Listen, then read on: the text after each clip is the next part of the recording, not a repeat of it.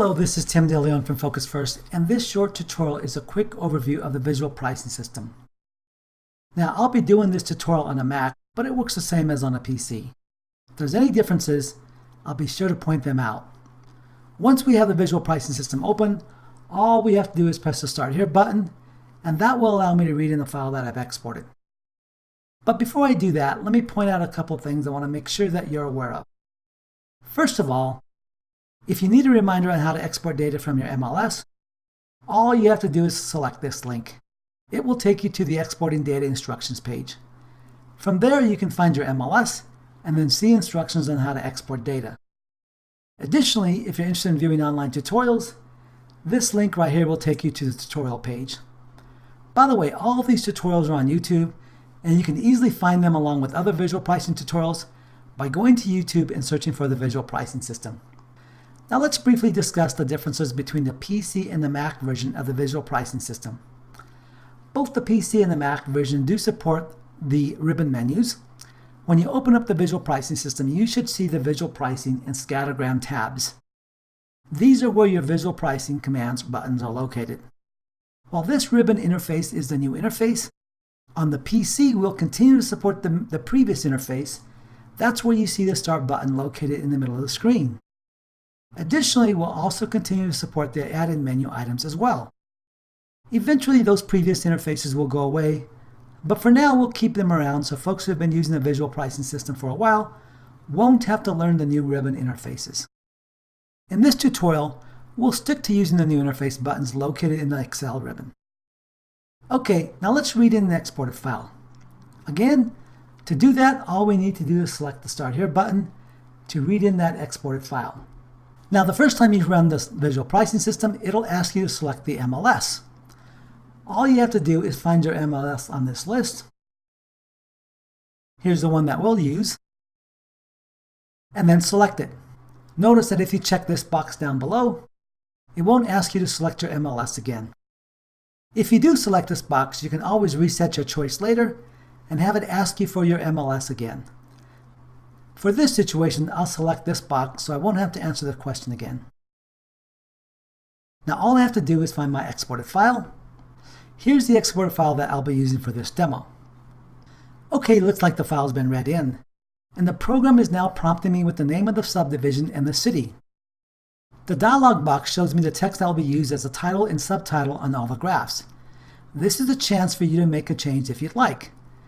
Generally, I like to replace this text with text that summarizes the data search that I did. For this case, this text works perfect.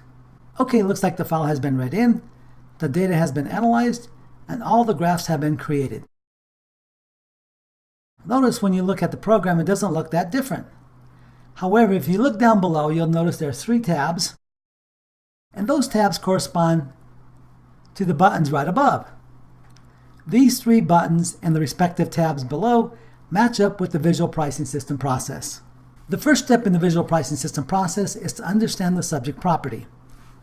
The second step is to understand what's going on in the subject properties area or neighborhood. And that information can easily be found by selecting this tab or by selecting the button above.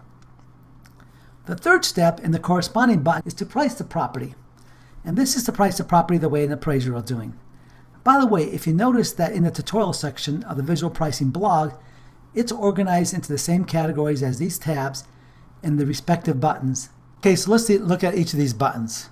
First of all, let's take a look at the Patterns button.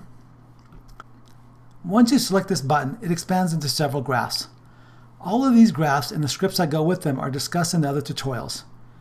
Notice that each of the tabs below shows a different graph. Now let's look at the Pricing button. Now when we select the Pricing button, we notice that we see the MLS datasheet. This is a one-line description of all the data used to create these graphs. Since we do recommend that you export all status activity for the last 2 years, we can see that data. The Pricing tab is where you create scattergrams and price lines. We don't automatically create those charts for you because we recommend that you create those charts based on a subset of this data. When you do create your scattergrams and price lines, you will see additional tabs that will be created in this section. Let's look at the Positioning button. Here we have several other charts and graphs. As you can see here, we also have an active data form. This is similar to the MLS data form under the Pricing tab, except this will only show properties that are currently for sale and that are under contract. As you recall, the positioning function is used to compare the subject property to other properties on the market. You can also create scattergrams of the properties for sale here. Additionally, we have the real estate pawn, the projected pawn, and the absorption rate sheet. So I hope you've enjoyed this short overview of the visual pricing system. I'm sure you'll find this overview very useful as you use the visual pricing system.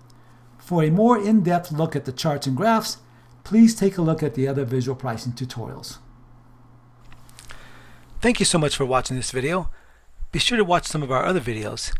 And don't forget to press the like button below.